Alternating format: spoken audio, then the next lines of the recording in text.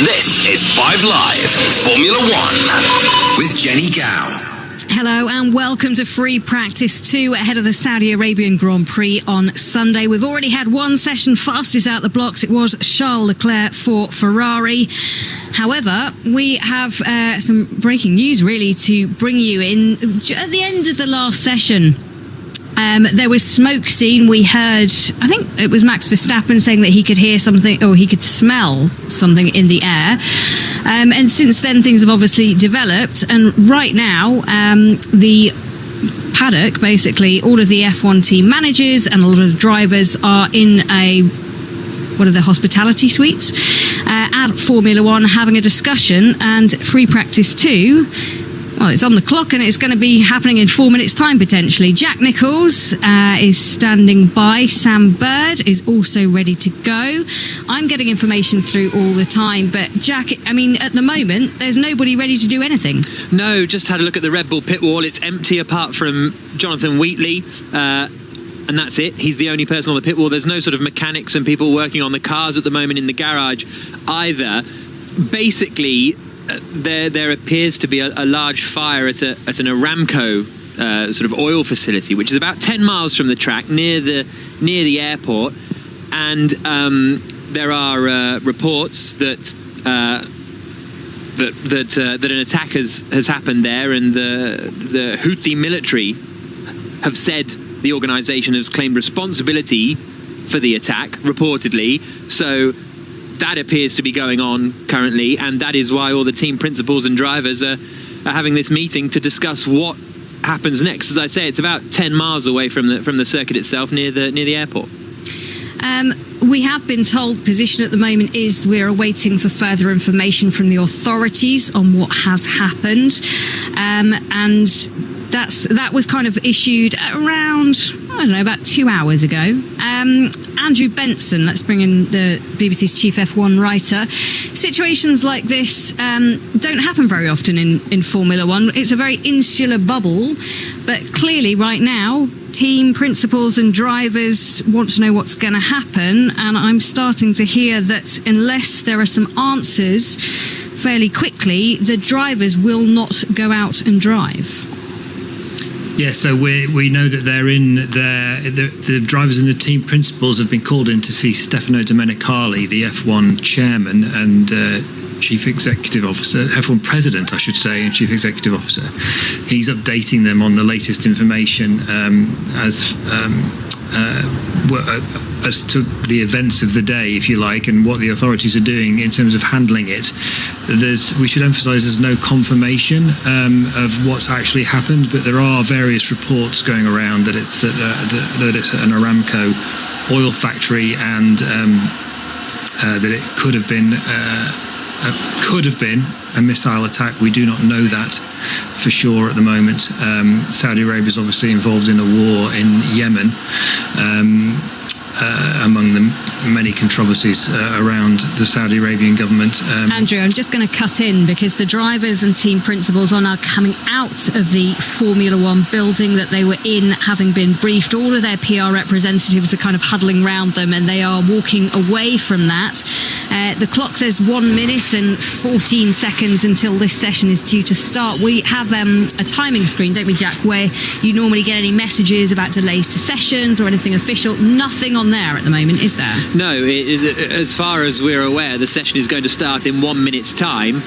But, as you say, the drivers have moments ago left the briefing room. Carlos Sainz has just returned to the garage now, so he's sort of in no state to go out on circuit. He's wearing his, civvies, basically, and a cap. And Valtteri Bottas is just pulling up his overalls, so Bottas looking like he's getting ready to head out onto the circuit. But as I say, the green light in theory is going to flash in 30 seconds. Well, we will keep you across any situation and the situation as it continues to develop. As you said, Valtteri Bottas just getting his race overalls on and putting on his balaclava. So the session is due to start. Oh no, session delayed until 1:15 the hour. So there we go, 15 minutes we have until the session gets underway, and we will see if we can hear from any of the officials that want to talk to the world. But for the time being, it's business as usual, and well, it's not business as usual because 15 minutes delayed, Jack. Yeah, so that is presumably to give everyone time to get back and get changed and get ready to go, because, as I say, some of the drivers were sort of suited and booted. Hamilton was in the meeting just wearing a white t-shirt and some yellow shorts, whereas everybody else was a lot of other people were ready to go in their suits. So 15 minutes delay to the start of the session. That presumably means that they will be doing the session, but I think, Jack, there's very much a split of opinion between the drivers, and there always is when it comes to these sorts of situations, but some of them, and you could probably suggest it's the ones that are dressed in their civvies as opposed to in their race outfits, unsure whether they should be continuing with the session or with the weekend at all. So I think F1 will need to put out a clearer statement on the situation and try and update everybody, because they've obviously briefed the drivers, and we'll have to see if all of the drivers feel comfortable and confident enough to get back in their cars and go out for free practice too. As we said, we'll keep you abreast of the situation, and as we've already said, the session will be delayed by 15 minutes. All of the drivers now seem to be in their garages though, and getting ready and preparing themselves, I suppose, Jack. Yeah, absolutely. Obviously, it's a pretty complex scenario, because what the drivers are going to, I would imagine, feel differently and feel different for different reasons, and as Andrew alluded to earlier, all of these are just reports currently. There's no confirmation of things, but Andrew, it's there are some drivers that I'm sure will feel let's say politically strong to not want to, but it's not want to compete. But that's the question, is whether it's about the drivers are feeling it because of the kind of politics and we shouldn't be racing here if this sort of thing is going on, or whether they're feeling it because of their literal safety. Like that there are a few different elements at play, I suppose. Yeah, so it's not that long, Jack, is it? It's sort of 3 or 4 hours since Lewis Hamilton was talking about the human rights situation in Saudi Arabia, yeah, and how and alluding to comments that he'd made last year when he was asked did he feel comfortable racing in Saudi Arabia in that context, and he said, I wouldn't say that I do. And he said he feels exactly the same now. And it was clear from the few drivers who did talk about that, the other two who engaged really were George Russell, Hamilton's teammate, and Daniel Ricciardo, that they feel, some of them are, not many of them are as willing to be as outspoken as Lewis Hamilton is on the topic, but there's obviously a level of discomfort, as you can well imagine, about it. And it's been a controversial topic ever since Formula One announced this race in Saudi Arabia, which has got a very long-term contract, and I dare say it's going to remain a controversial topic and a very current topic for as long as Formula One does race in Saudi Arabia, unless they make significant changes to the way they deal with human rights in that country. Well, a lot of the team principals now making their way back over to their pit walls, to the gantries, to the areas where they do the work, and mounting their chairs to be able to do this session. And very difficult for a driver to put something out of their mind when there are other things going on. Sam Bird is with us, former Mercedes F1 reserve and test driver, and also Formula E driver for the Jaguar team.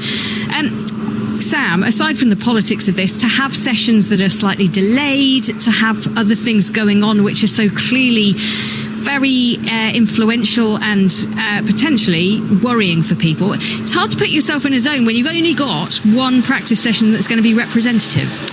It is, Jenny. It's a bizarre situation, isn't it? This doesn't happen very often, thankfully, in sport in general.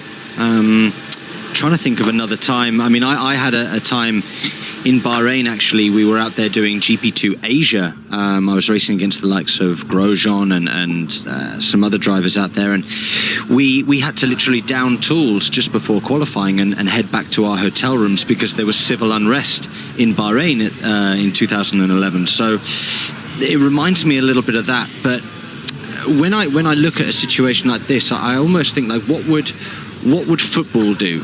How would football teams react to something like this going on? 10 miles away from a stadium? What would be their stance on it? Now, would the match be cancelled completely or postponed? I presume the match would be postponed. So I think motorsport handles things differently, and it does look like the session and the weekend, of course, are going to be going ahead. But obviously, we await confirmation on all of these things. All we know right now is the session is delayed until 8:15 local time. Yeah, so another 10 minutes on the clock until the session is supposed to get underway. Jack, I just want to ask you, when it comes to the drivers, there are definitely different camps now. I see there's a younger, the Twitch brigade coming through, and then there's the stalwarts of Formula One, your Sebastian Vettels, your Lewis Hamiltons, Fernando Alonso, people who aren't afraid to speak out and be very vocal and take a stance on their politics. And actually, in the paddock last weekend, I certainly felt that I could feel that there was definitely an almost them and us situation developing, just with regards to them being on track, them competing, how they compete against each other. There are strong personalities, aren't there, in Formula One? Yes, and I think that the people change, don't they? As massively. But as you get, I don't want to go too philosophical here, but as you get older and get more mature, different things matter to you and different things seem important. And that's something that we have especially seen with Hamilton and Vettel. I mean, they're two perfect examples of how when they were younger, they were, they did whatever they did, and Sebastian Vettel was joking around all the time, and he when Formula One was getting rid of grid girls, for example, Sebastian Vettel maybe had a sort of fairly dated attitude towards it with some of the things he said. Now he is the most sort of politically aware, him and Hamilton, the most sort of politically aware drivers out there, and that comes with age. And it's the same with Hamilton. You look at the change in Hamilton since probably 2016 or 17 was when the sort of kind of big change started happening. And when you're the young drivers and you're 23, I guess you just care less about this stuff. And I'm here to drive race cars, and that's it. And you're here to do a job, and that's it. And then go home. And these sort of wider issues, Sam, don't necessarily bother you quite so much as you just grow up.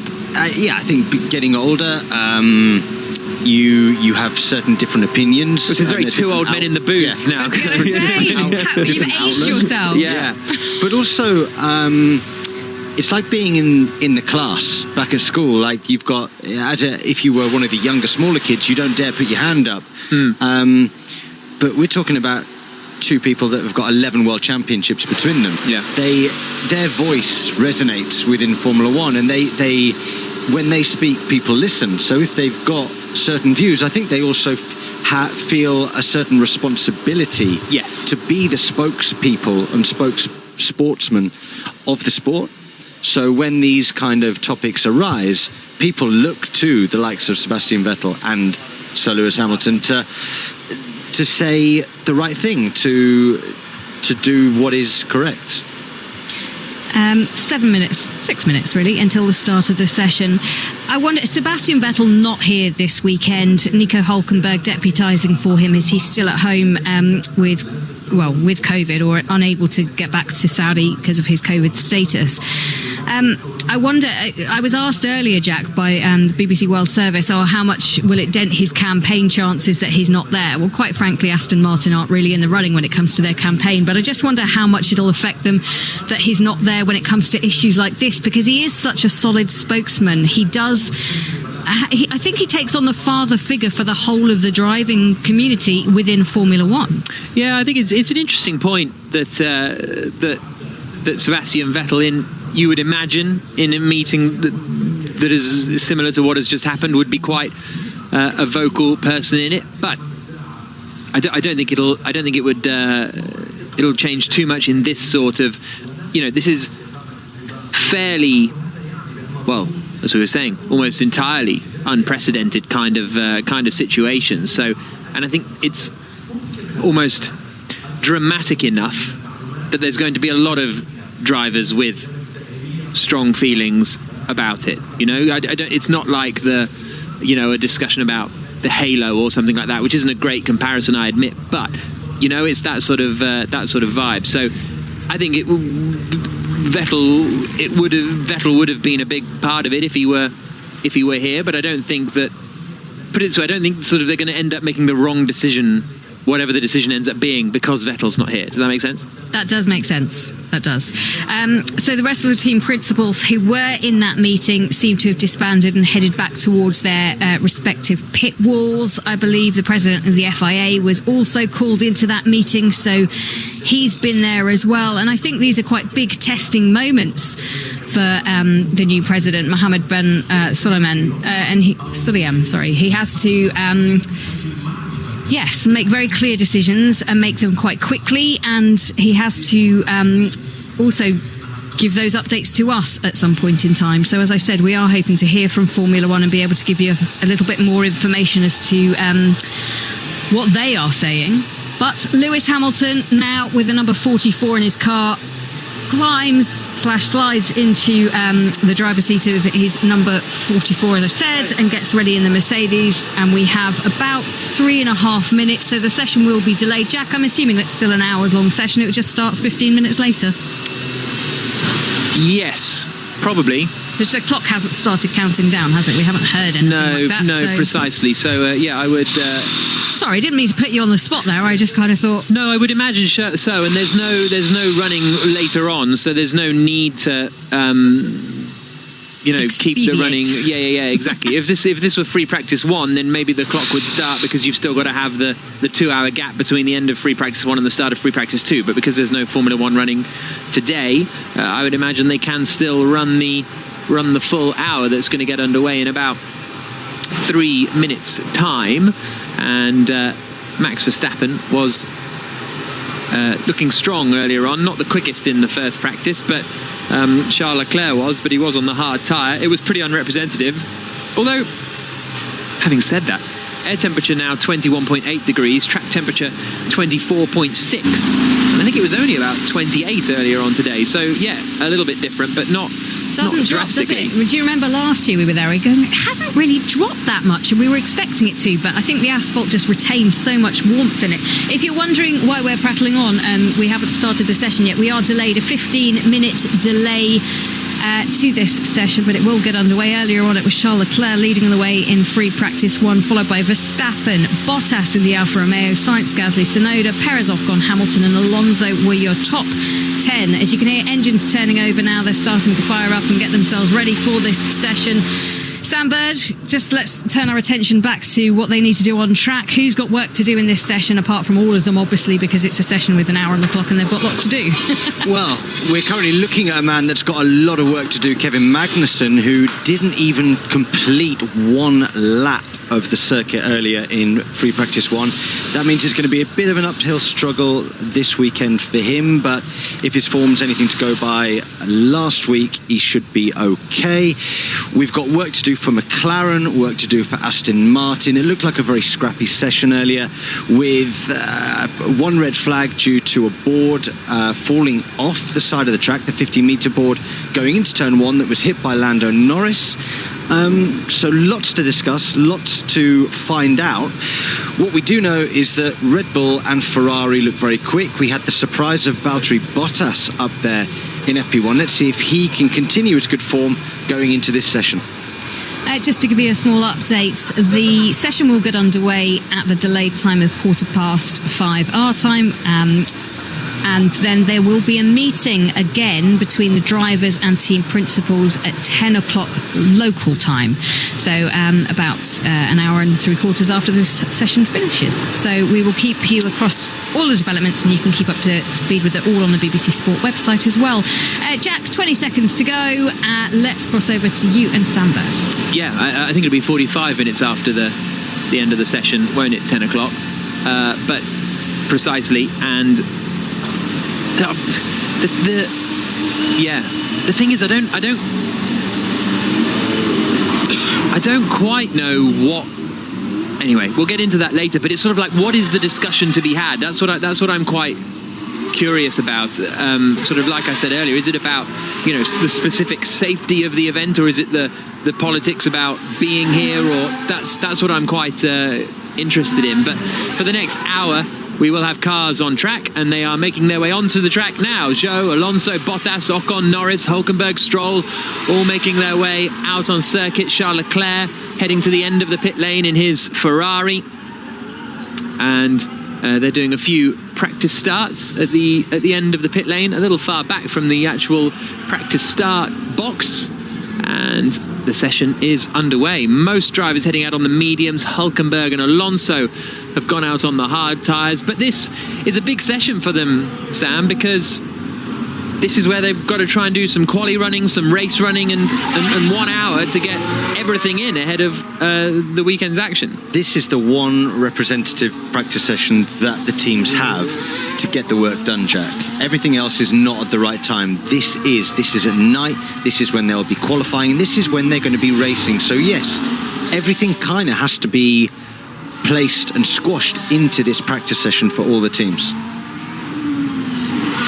Coming through the sweepers at the start of, or the S's at the start of the lap, Charles Leclerc in the Ferrari, who ended the first session quickest. George Russell is just rolling out of the garage now in his Mercedes. Brand new set of medium tyres on Russell's car as he trundles to the end of the pit lane and goes straight out on track. No practice start for Russell this time, so it's just Verstappen, Perez and Hamilton that are yet to leave the pit lane. Verstappen's floor was off quite soon before the start of the session. It must have been about 5 past, I think, or that the Red Bull's whole floor was off, which feels quite late. Both Red Bulls. Was it both of them? Checo's as well, so I don't know whether that's a late setup change, adjustment, or whether they found a small issue with something on the underside of that car. But both the Red Bulls had the whole floor section off, and the mechanics were working super hard to get both of them ready in time. It was a good job actually for them that the session was delayed. Yeah, absolutely. It's given them a bit of a helping hand. Fernando Alonso coming into the first corner at turns 1 and 2 on the hard tyre. Bit wobbly on the exit for Alonso. I think he had 2 goes at turning it into turn 1 as well. As he makes his way around the opening sequence of corners, the car looks very, not quite on ice, but not particularly stable. Well, again, Jack, this is the hard compound tyre. We're now racing at night, or we're practicing certainly at night, which means the track temp is cooler, air temp is cooler. We saw in Bahrain how long it took to get the hard compound up to temp. We saw this morning people struggling to load the car laterally on the hard tyres. So it's no surprise, for me anyway, to see that right now at the beginning of FP2, the hard looks difficult. Quickest lap time we saw in free practice 1 was a 1 minute 30.772 by Charles Leclerc on the soft tyre.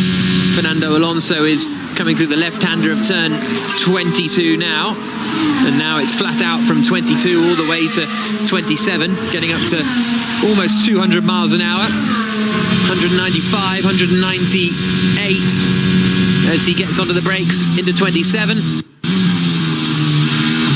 On the power once more, very early shift to third as he then comes out across the line, and Valtteri Bottas has done a 1 minute 31.8. Fernando Alonso comes across the line and he does, well, the timing screen hasn't updated, so there we go. He hasn't registered coming through there. I think he's gone slightly slower than his teammate Esteban Ocon in the end. I think he's done a 32.9. Okay. I think he's done a 32.9. So, Alonso. Yes, a 32.9. Oh, there we go. I was right, Jack. Yeah, it was. The timing screen's about 30 seconds behind, so that's a little bit annoying, but we'll get that sorted. Charles Leclerc, just getting a replay of him coming down into turn 1 on the medium tyre. Oof. Bit of a slide on the exit, not too far from the wall. Yeah, but if it's not on the wall, it's fine. It's fine, Jack. That's certainly woken him up, though. Yeah, absolutely. Lewis Hamilton now on circuit as he makes his way on a lap on the medium tyres coming through the middle sector. Here's Sainz's radio. Yeah, quite a lot of bouncing. Quite a lot of bouncing, says Carlos Sainz. 1 minute.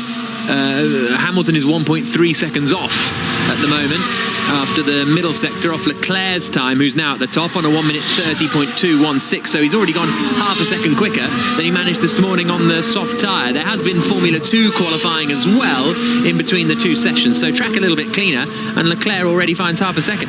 This session typically should be quite a bit faster than the one earlier. Earlier on it was in the day.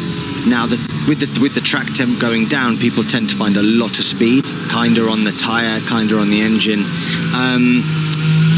Yeah, everybody, and also the track is a lot cleaner, as you've just said, Jack. One thing, sorry, that I still struggle with is when you say Hamilton is half a second down. I'm still adjusting. I'm still self-adjusting to hearing that. It's very strange.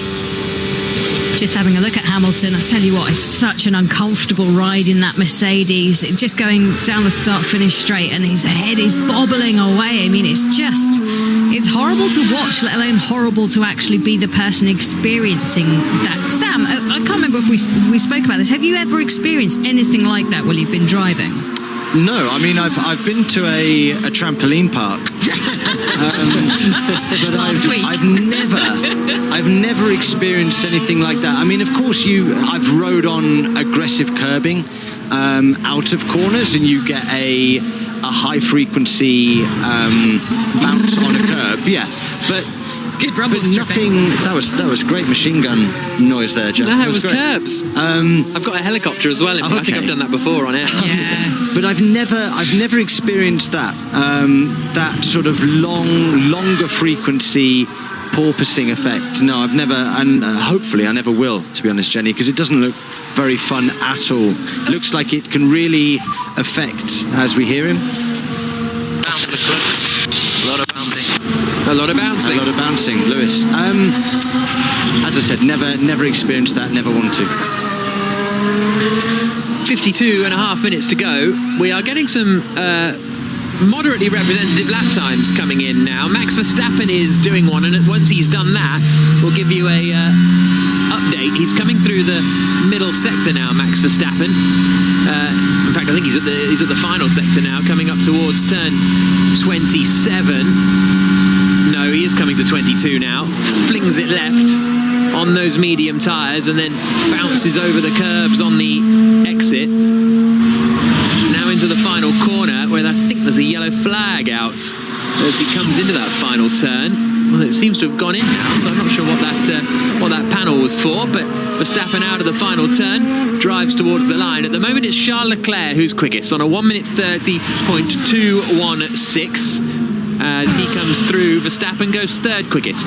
So Leclerc quickest on a 1 minute 30.2. 7 tenths to Sainz, 1 second to Verstappen, 1.3 seconds to Norris, 1.4 to Tsunoda, 1.5 to Bottas, 1.6 to Ocon, 1.7 to Ricciardo, 2 seconds to Hamilton and Russell. Gasly's just jumped up to go slightly slower than his teammate Yuki Tsunoda. Russell just had quite a bit of traffic with Alex Albon through the first sector, but those are all kind of equivalent runs, all on the medium tyre, first lap out of the pits, and Ferrari looking strong, but far too early to read too much into it, I think. Yeah, I would say so. We're right at the beginning of the session. Also, you're not going to be qualifying on the medium compound. You're going to be qualifying. It gives you an indication of where people's pace will be. But it's not the be-all and end-all yet. One thing I would say, we've just seen a clip of George Russell getting held up by Williams. That is one of the downsides of this circuit, is the traffic and how blind it can be. I think I remember last year Mick Schumacher getting in the way of Lewis Hamilton on a lap in free practice around here, and it was really, really close between the pair of them, because you're going so quick at this track and some of the corners are blind. So for the driver in front, it's very difficult. The mirrors on a Formula 1 car are in quite a peculiar position. They're placed not only really for visibility, they're placed more so for aerodynamics. It's kind of like looking back is an afterthought.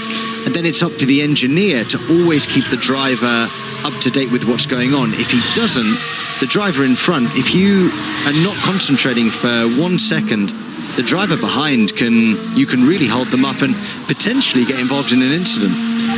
Here's Lewis Hamilton's radio. And he's a spare seat that's higher. Hamilton says he needs the spare seat that's higher. Russell is bouncing his way into the final corner in the Mercedes. Leclerc is currently quickest and going quicker still. Here comes Russell out across the line on the mediums.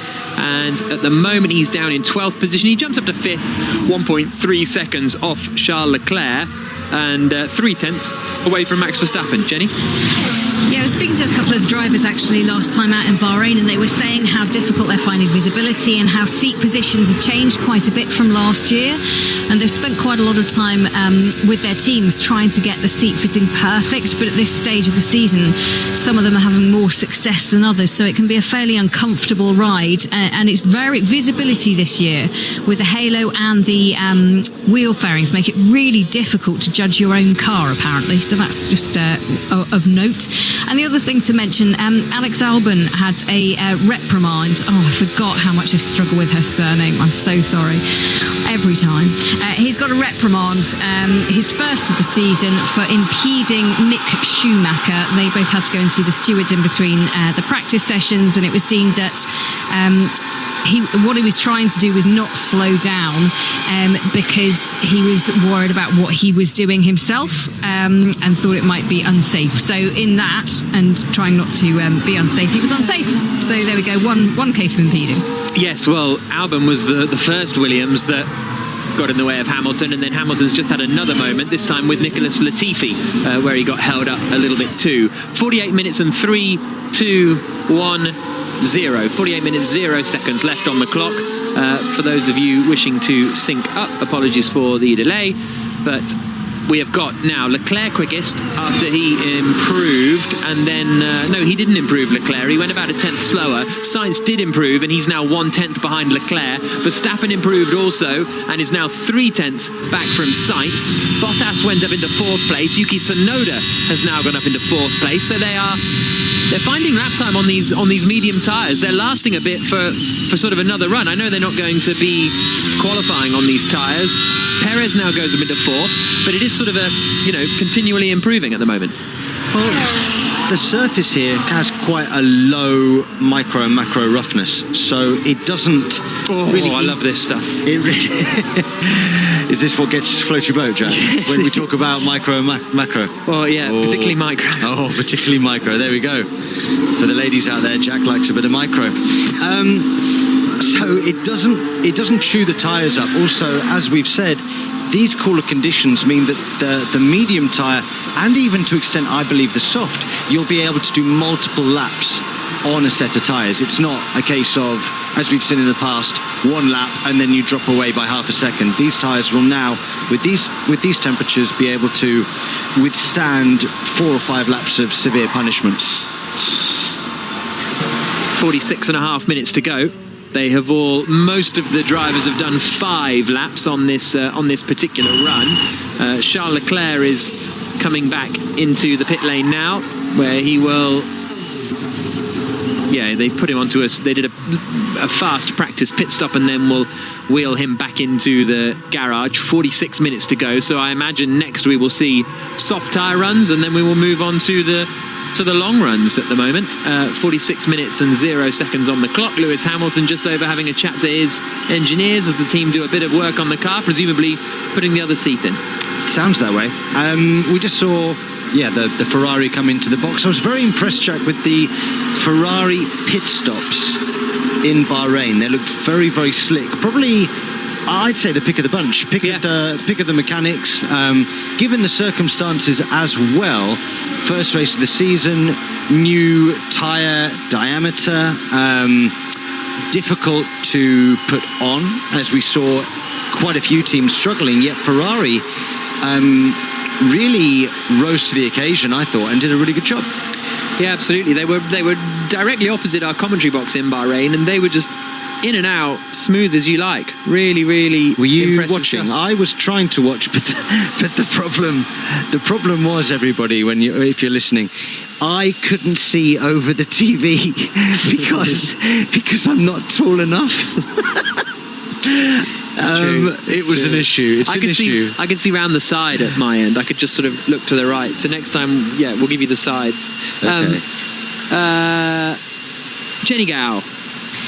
Yes, just to give you a bit more of an update on the current situation out in Saudi Arabia. So the team principals got together with Stefano Domenicali ahead of this practice session.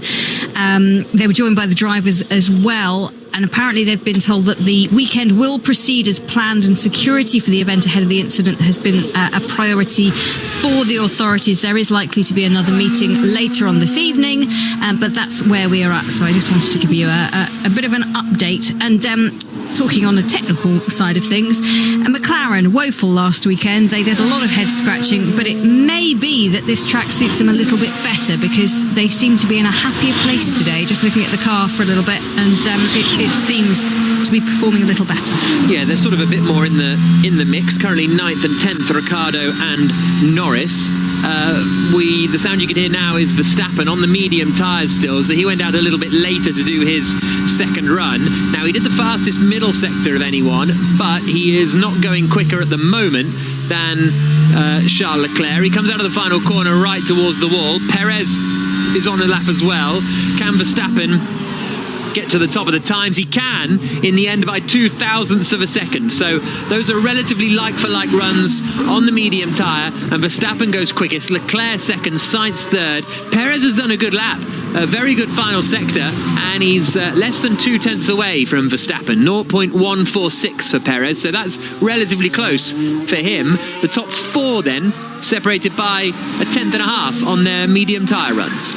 But then down in fifth, Pierre Gasly at the moment, almost 1 second back from Verstappen, 0.8 off P4. So we do again this weekend look like we've got a battle between Red Bull and Ferrari, very, very much ahead of the game with everybody else. Mercedes at the moment in 11th and 12th. Now, their qualifying went better than their practice did, because I think it was FP2 in Bahrain that it was a bit, they were down in, I think it was something like 8th, 9th or 10th, that kind of region, and then they qualified relatively reasonably, so they'll be hoping that they can pull that off again. We'll see what happens on the soft tyre runs that'll be coming up shortly. Full order: Verstappen, Leclerc, Sainz, Perez, Gasly the top 5, Tsunoda, Bottas, Alonso, Ricciardo, Norris the top 10, Russell, Hamilton, Ocon, Zhou, Magnussen the top 15, and then Schumacher, Stroll, Latifi, Albon and Hülkenberg, the 20 drivers. Not a huge amount of pace for Haas so far today, down in 15th and 16th. Early days, of course, but they weren't really up there in practice earlier on either. Magnussen learning the track, it's fair to say. As Verstappen now returns to the pit lane with less than 42 minutes to go. Lance Stroll and Nico Hülkenberg, the two Aston Martins, are the first two drivers out on a new set of soft tyres, and then we'll see what they can do over one lap. The Aston Martins struggling a little bit. On those medium runs, they were, fractionally. Well, Stroll was ahead of Latifi and Albon just. Hülkenberg was actually 1.2 seconds back from Stroll. So either something went wrong on his lap or he's not quite hooked up with the circuit, but I would anticipate him to be a little bit closer before too long. And he's just making his way around to the final corner now, Nico Hülkenberg. Well, he's coming up to turns left-hander of 20, then right at 21, then quick left at 22, and then he is going to be starting his flying lap. So we'll see what the Aston Martins can do. Everybody else still in the pit lane, and here comes Hülkenberg down towards turn 1. His teammate Stroll is making his way around the circuit, and Russell has gone out on the soft tyres as well. So fairly early for George Russell heading out there too. As Hülkenberg comes through the first sector, we'll get to see his split compared to Verstappen. Now, Verstappen's time was on the medium tyre. Hülkenberg almost 4 seconds off, so you'd hope it's going to be a personal best, and it looks like it is going to be. comes through the middle split. And the Aston Martin is 7/10 off Verstappen in sector 1. As I say, Russell on an outlap. Norris has just left the pits on an outlap as well, as has Alex Albon in the Williams. You can hear Hulkenberg down through the right-hander of 16, then left at 17. Up through the gears. Here comes turn 22, arriving at almost 200 miles an hour. Down a couple of gears. He's a second away from Verstappen.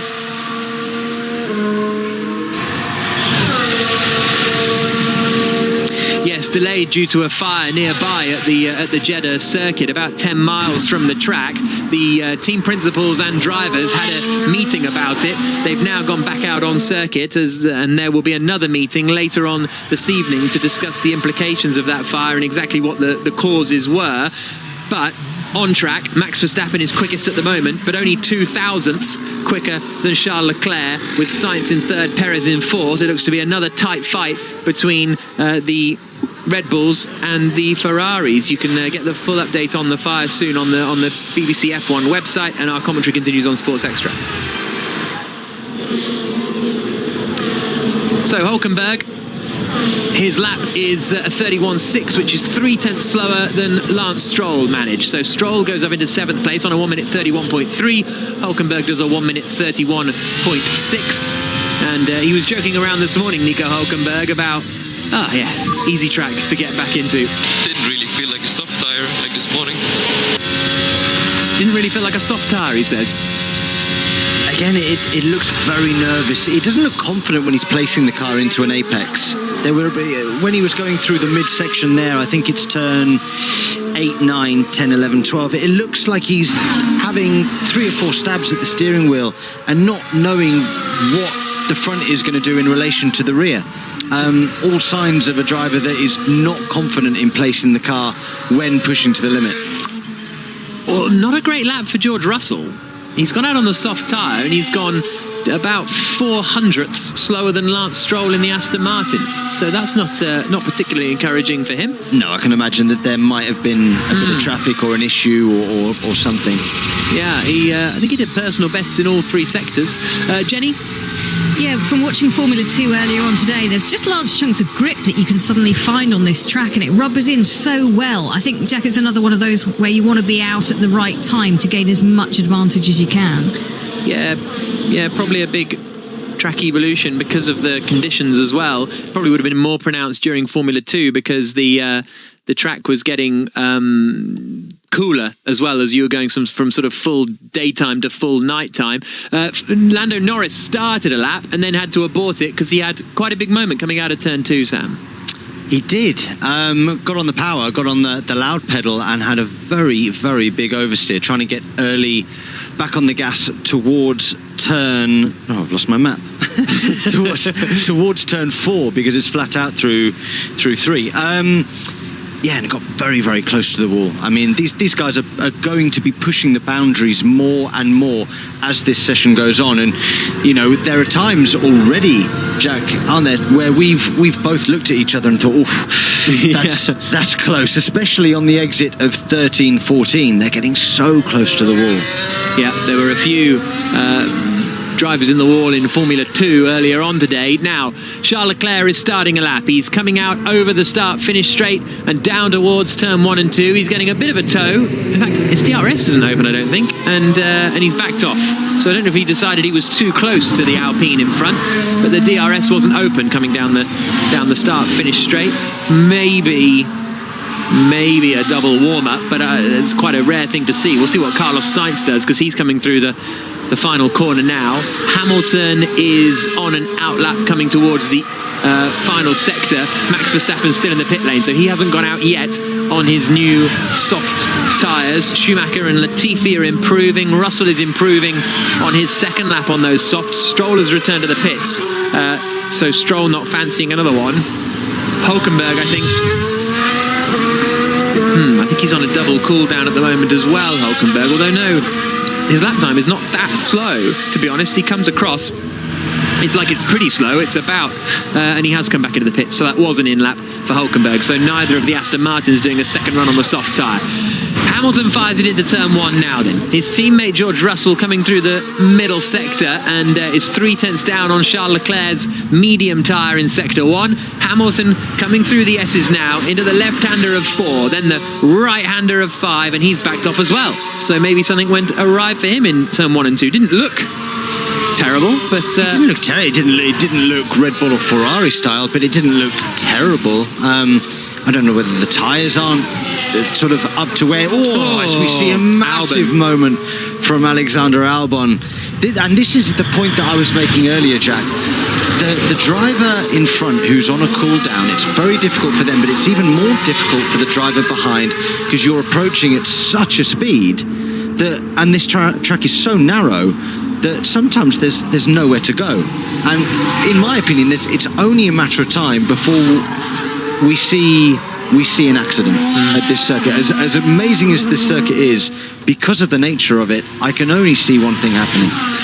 Russell gets a much better lap in, a 1 minute 30.664. That takes him 7/10 clear of Lance Stroll, so that is much more like it for Russell. Charles Leclerc is starting a lap now through the right-hander of turn 2. No twitches for him on the exit of that right-hander. Now he's coming into turn 4. Down 2 gears, back on the power again. Through the left-hander of 5, and now he's coming through the sweeps that take him towards turn 13. Little lift and a downshift, and then back on the power again. Up towards that left-hander, and how is he doing? He's a quarter of a second up on Max Verstappen's time. Verstappen's time, remember, on the medium tyre, so you would expect Leclerc to go quicker, and it looks pretty neat and tidy so far in the Ferrari. Looks fantastic, doesn't it? What a contrast to Nico Hulkenberg's on board from 5 minutes or so ago. As we sweep through the middle sector now, purple sector 1. Traffic in front though, Jack, but the traffic's now got out of the way, which is good. We've got more traffic. Yeah, there's a lot of traffic for Leclerc. He's got Schumacher, Norris, Alonso, Latifi all waiting to start a lap. He's lost a bit of time in the middle sector, Leclerc. Still over a 10th up on Verstappen, but not quite as quick as Verstappen managed in the middle sector on the medium tyres. This has been a lot of traffic for Leclerc. Comes into turn 27 now. Hugs up the wall on the apex, gets on the power. He'll get a bit of a tow here, quite a lot of a tow to be honest, as he comes across the line behind Fernando Alonso, and Leclerc does go quickest, a 1 minute 30.074. Didn't set a personal best in the final sector, I don't think. He did the fastest of anyone in sector 1. Personal best sector 2. He might have done no, he didn't do a personal best in the final sector. Was over a 10th down on Sergio Perez. Just getting a look back at Hamilton, getting out of the way of Albon that we saw a little earlier. I wonder if we're going to hear some team radio-y complaints about that one. Here we go, Alex Albon coming through the left. To be honest, I don't think Hamilton really caused that moment, did he? No, I think that was of Alex Albon's making, to be honest. Although these cars are so dependent on aerodynamics that when you are following or when you come up to a car within a couple of seconds, Russell? Pretty hardcore the bouncing. Yes. Pretty hardcore bouncing, which is what we can see as well. When you come up to a car and within a few seconds of the car in front, because they're so reliant on the aerodynamics, if that air that's been pushed around a car is no longer there, you're in this pocket of nothing, and the car is then not sucked down to the ground as it should do, and you lose grip. It's not a fun pocket to be in, to be honest, and you end up losing grip, you lose time, and I think that's probably what we saw a little bit with Alexander Albon. The balance shifted on his race car, and he had a big wobble. Jenny? Just having a look at Lando Norris. He's just bolted on the soft tyres to go out and do a quick run. He's currently P6 in the McLaren. Daniel Ricciardo P12. Yep, not bad for Norris. Sainz hasn't made any improvements. He went 2/10 slower on the soft tyre than he managed on the medium tyre. Perez also, who's backed off, I think, in Sector 1, Sergio Perez. Bottas has just gone up into 7th place, a 10th slower than Lando Norris. Here's Hamilton's radio. There you go, again. I seem to be losing power, like low on power. Okay, copy. We'll go strat 2 for the next lap. So Hamilton wanting to go again, feels like he's low on power, he says. Not ideal, obviously. No, but from memory in Bahrain, Strat 2, which is the engine mode, Strat 2 was what he qualified on, I think, in Bahrain. So I don't know whether they change things around. Of course, they will be working software-wise on things in the background in between races, but I believe Strat 2 is let's go quick. Less than half an hour to go. Leclerc is either on a cool down or an in lap. Oh, he's on an out lap apparently, Charles Leclerc. Verstappen is starting his lap now into turn 1. Power engine problem. Okay, understood, Kev, stand by. So Magnussen now with an engine problem, having missed all of FP1 with a hydraulic issue. Verstappen just got pretty leery coming through turns 1 and in particular 2, so he's aborted his lap at the first corner. Lots of mistakes happening now as drivers are trying to find the limit around this course to get to grips with it before qualifying tomorrow. Everybody's pushing to the limits and there's a lot of traffic. It's very difficult to get the flow of this circuit. And it looks like conditions must be quite tricky because, yeah, mistakes are kind of littered around the circuit. Kevin Magnussen, well, there's traffic all over the place at the final corner. Magnussen was on a lap, then had to bail out of it. At the moment, it is Leclerc, Verstappen, Sainz, Perez, Russell, the top 5. Norris, Bottas, Tsunoda, Alonso, Ocon, the top 10. But Hamilton's on a lap at the moment. We've got 28 minutes and 30 seconds left on the clock. Across the line comes Zhou, and Magnussen is starting another lap, maybe a little wide at the apex at 1. Here's his radio. And we're okay to try pushing again? Are you sure? It doesn't look good. Yeah, we're okay to go again. So Ricardo 2. So Magnussen being told he's okay to go again, so he is going to go again. Sainz never did improve on his soft tyre. He's still out there at the moment on what looks like a cool down, might just be an in lap. No, the last lap was a cool down, so I imagine maybe he's doing double cool again. Hamilton goes up into 5th. Hamilton gets up into 5th place ahead of Russell by just over 1/10 of a second. So that is good news for him. Verstappen looks like he's getting a bit traffic frustrated at the moment as he moved out of the way into turn 22. He's coming into the final corner now at 27. Gets on the power. Let's see what the Red Bull has, because Leclerc is at the top of the times. A 1:30.074. He had to bail out of it in the first run. There's a yellow flag in sector 2, which might cause... Oh, it's Magnussen. Magnussen has broken down in sector 2. That is going to scupper the lap time of Charles Leclerc, of Max Verstappen rather, and it looks as though Magnussen has broken down. To be perfectly honest, I can't see any damage on any of the car, and he's parked by a marshal's post, and you tend to have to be pretty lucky to crash at a marshal's post where there's a nice opening. Yeah, absolutely. He did report what he believed was a loss of power.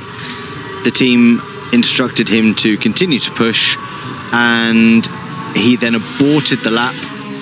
30 seconds later, he's by the side of the road. So, difficult day for Haas, actually. Not what I think we expected to see. They had such an incredible performance with Kevin Magnussen in Bahrain, and it's been a little bit of a baptism of fire so far this weekend. Yeah, I was just watching him actually on the screen, and there was a little puff of white smoke that came out, and that's kind of unusual for those cars. So it would, he already said that he thought there were problems, and I was quite surprised when the team I think Kevin was quite surprised as well when the team said, no, give it another push. Clearly that didn't quite go to plan. No, indeed. This is the sound of it.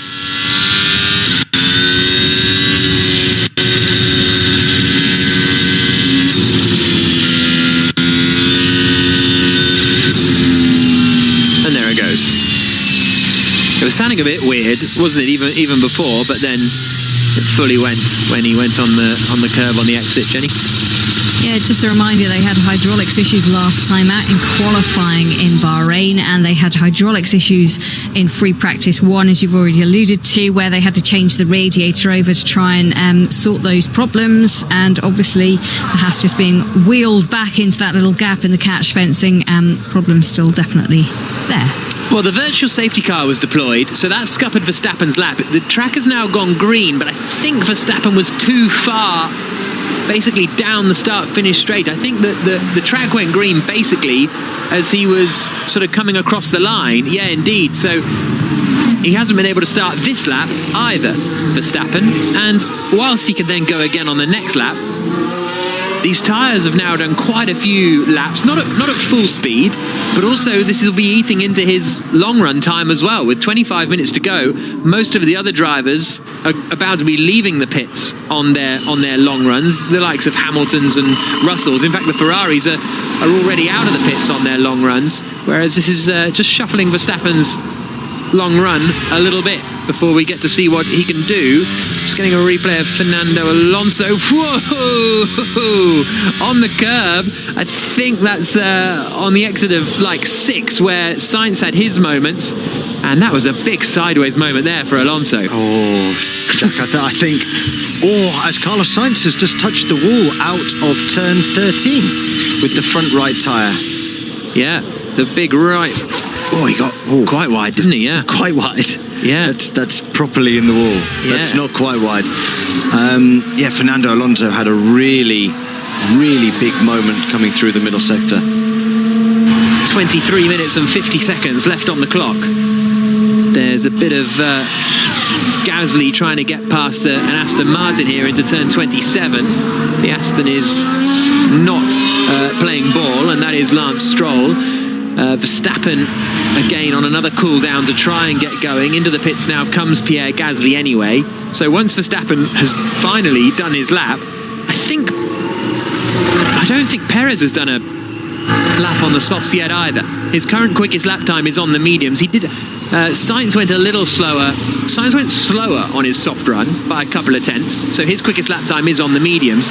But I don't think the Red Bulls have done a quick lap. Although as I say this, that might have just been a slipstream down into 1, but Leclerc was very quick through turns 1 and 2, so he may not be on a long run yet. I'll keep an eye out on his first sector time. Verstappen is across the line now and down into the first few corners, and we'll see what he can do finally, because he's second quickest at the moment.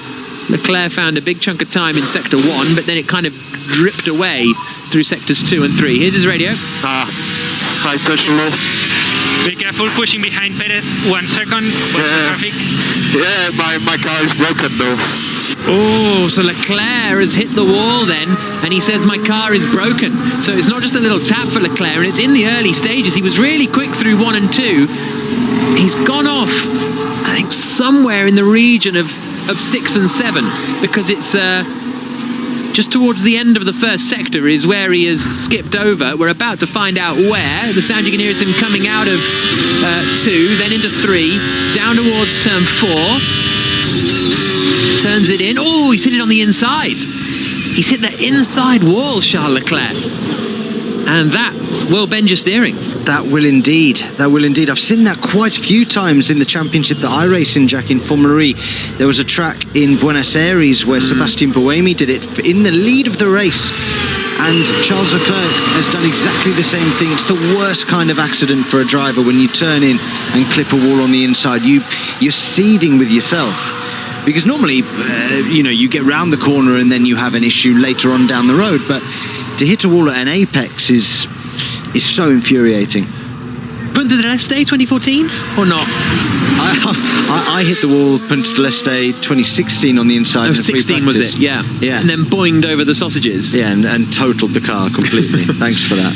No worries. No, this isn't a case of let's point out. I know, but you were just chucking Buemi under the bus, so I thought. Well, it's fine to chuck other people under the bus. Don't chuck me under. I'm your co-commentator. Okay. Yeah. We've got to do this for the whole season. Okay, fine. This is only round 2. Well, you never know. Chuck me under the bus at the end of the season. All right.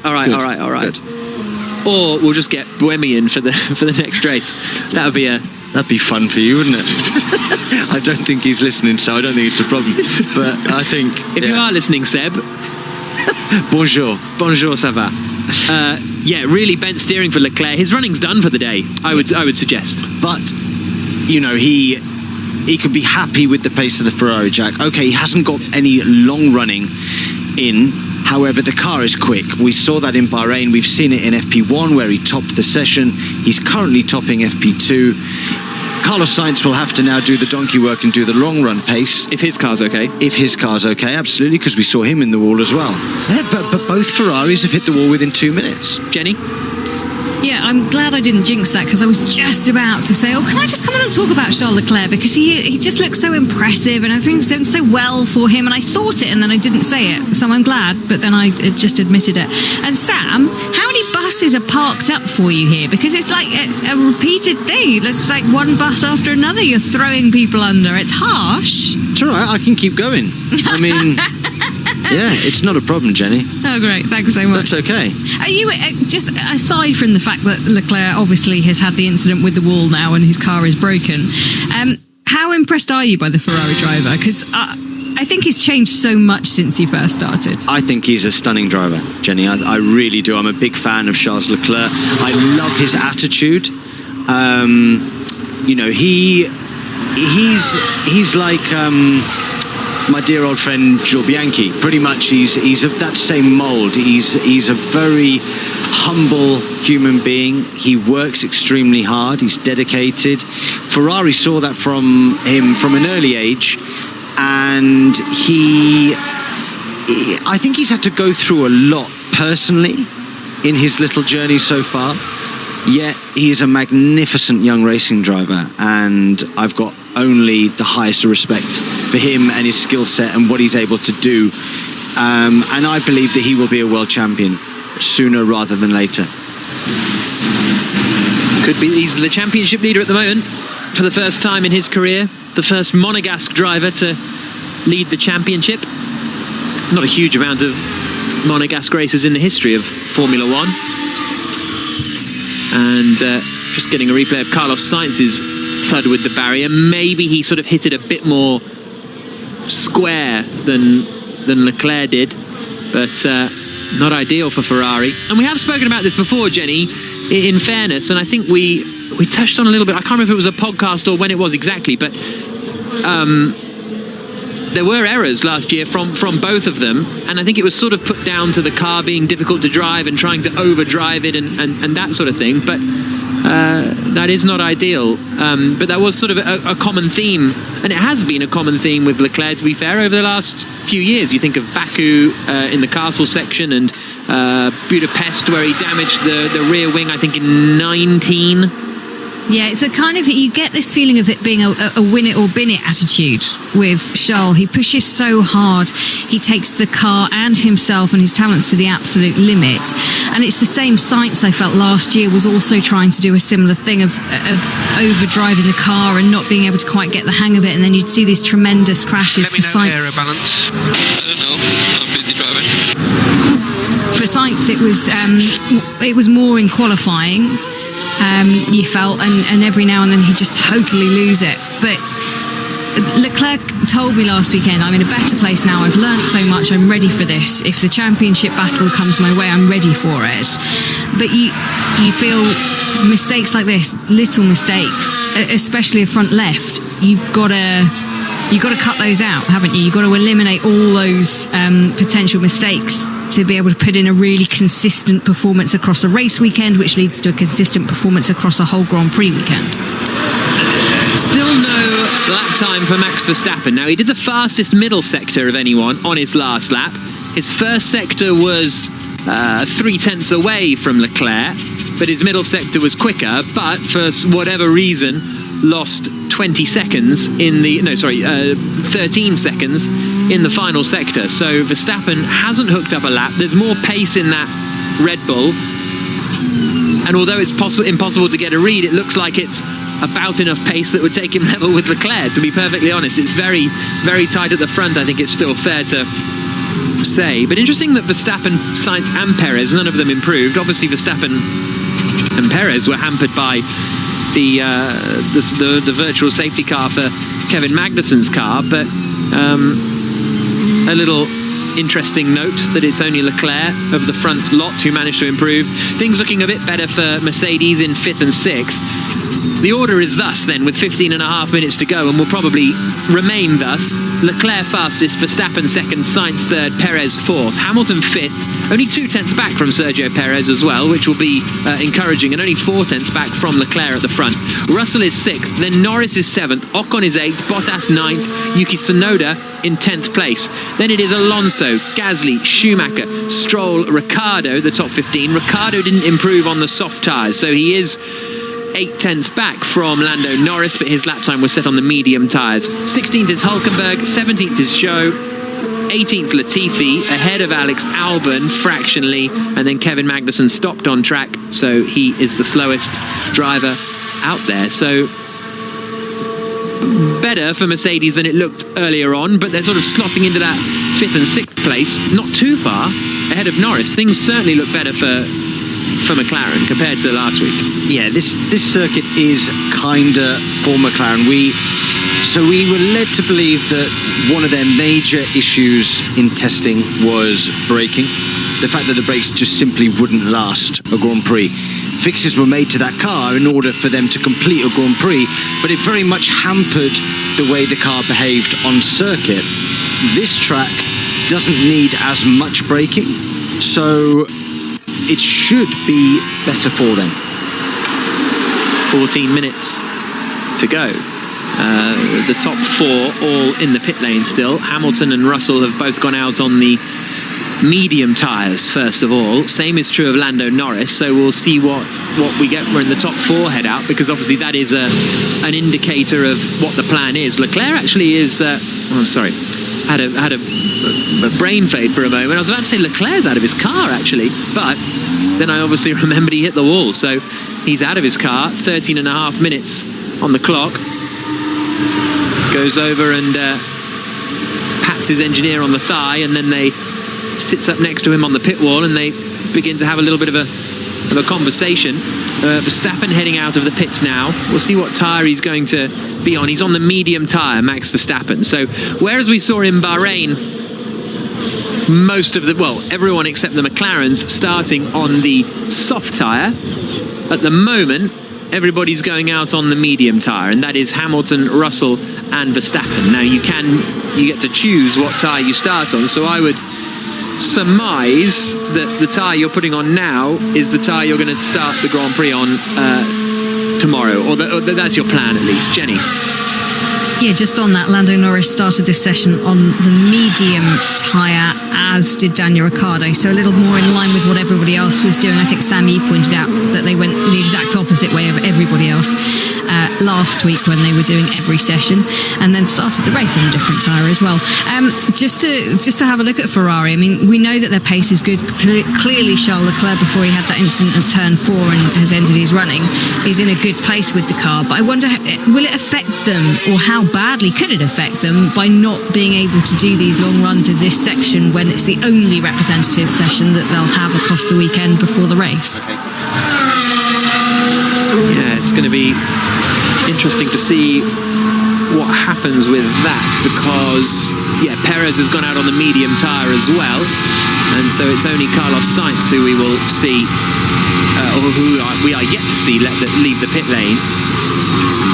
And he's not on an outlap yet either, Sainz. So Leclerc is out of the car, and you just wonder how much damage has Sainz done on the exit of turn 13, considering he's not out of the pit lane yet and went and finished his short runs earlier than the Red Bulls did. So we'll try and get to the bottom of that, because it's only the 2 Ferraris that are not out on track at the moment, as the sound you can hear is Lando Norris coming through down towards the quick left-hander at 22, and then carrying on his way.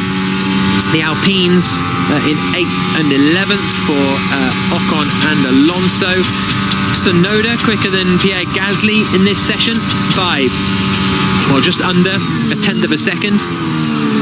And Perez is only a tenth. It's very close up at the front, isn't it? Less than 3 tenths between the top 4. and second, third and fourth only did a lap on the mediums. So that will just close up even more if they all got a proper lap on the softs. Yeah, the gap between 13th and first was the gap between first and fourth in Bahrain. So we do have a very compressed field here. I wanted to tell you something, Jack. Okay. Because I feel that I should. When I worked with Lewis Hamilton, I was amazed and so impressed with his ability technically to get perfect brake shaping. I mean, his brake shapes, when you looked at them on data, was superb. What's a brake shape? So you attack the brakes in a single-seater racing car and hit them at a very high peak, and then you blend off the brakes, and it looks like a triangle with a very steep part at the beginning and then blending down towards the end when you're going slower. So less pressure when you're going slower, very high pressure when you're going quickly.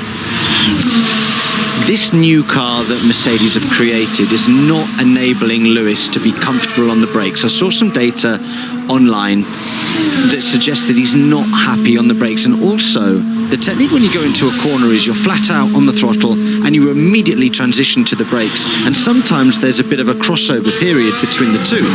Lewis at the moment in certain corners in Bahrain was actually lift and coasting for a period of time to settle the car before braking. That's not something you do in a Formula One car if you want to go quick. That's something that you do to save fuel, or it's a technique that we use in Formula E to save energy. It's certainly not something that you're doing on a push lap in a Formula One car.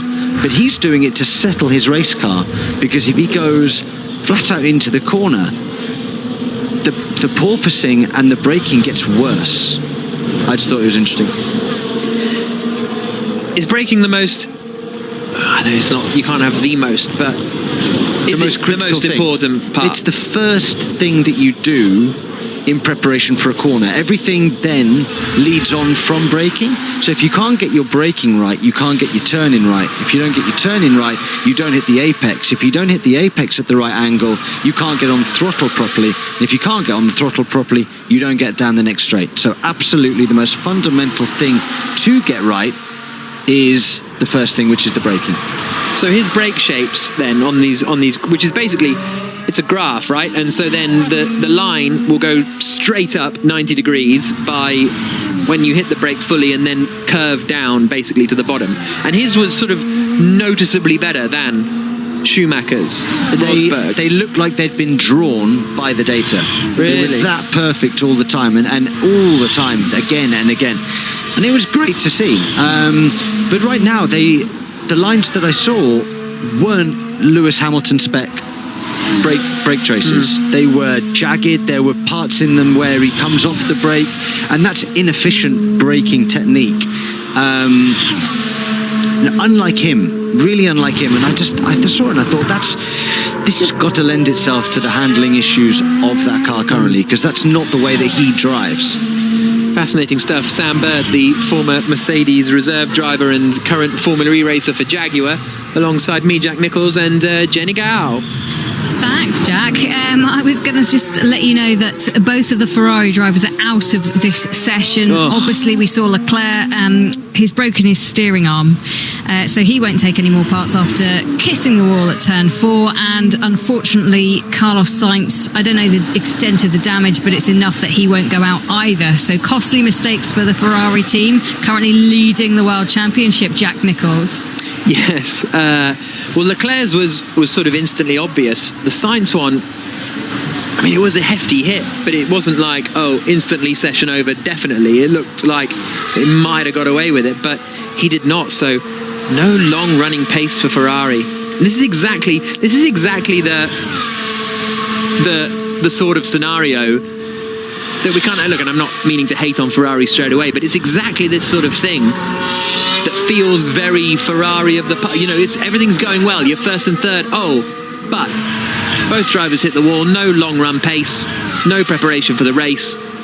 You're on the back foot. And look, I'm using that as sort of an example of things that kind of creep in sometimes. Yeah, I mean, will they look back on today as a good day because it looks like they're going to top both free practice sessions, or will they go away from today thinking, this is not good. We haven't got the data that we really need, because being quickest in free practice and being ready for qualifying is one thing, but the race is where the points are, Jack.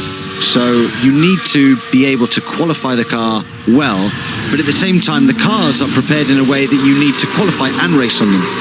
So if they've gone with an aggressive setup, will that then affect the tyre life? I'm sure they'll be okay. I'm sure they'll bounce back from this tomorrow, because we saw in Bahrain that they are clearly one of the best two teams, but it really isn't. It's not the way that they would want to end the day.